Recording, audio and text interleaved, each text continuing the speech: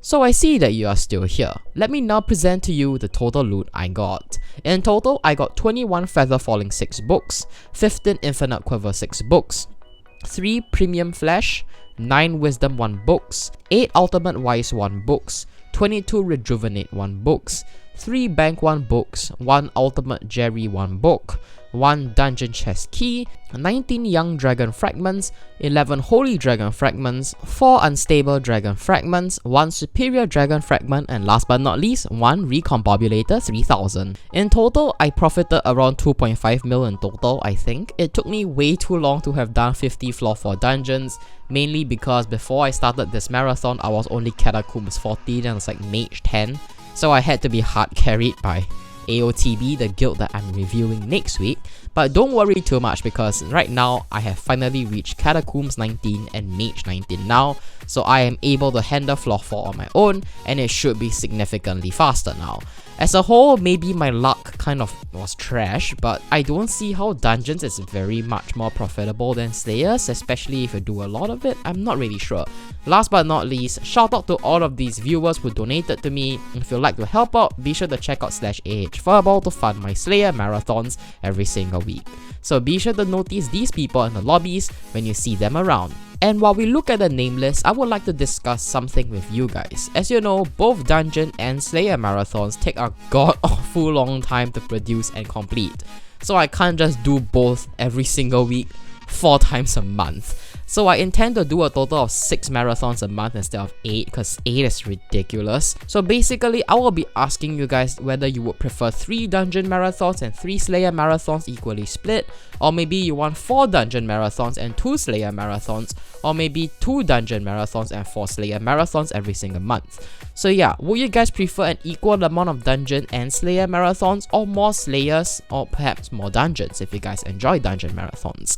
Today's video was only 50 because I just started. I'm not sure whether you guys will like the idea of dungeon marathons, and I'm pretty sure that if this video does get some traction and people enjoy it, I can possibly do 75 to 150 dungeon floors every single week without a problem, as long as I don't have an exam coming up, and 500 tier 4s a week is also not a huge issue if I don't have exams. So yeah, be sure to comment down in the comment section below on what you guys would prefer, and with that, a Slayer boss a day keeps a /G-Kit command away. Actually, on second thought, a dungeon floor a day keeps a /G-Kit command away. And with that, be sure to do both your dungeons and Slayers, and this is FurballTheHammy, your Slayer maniac, signing out.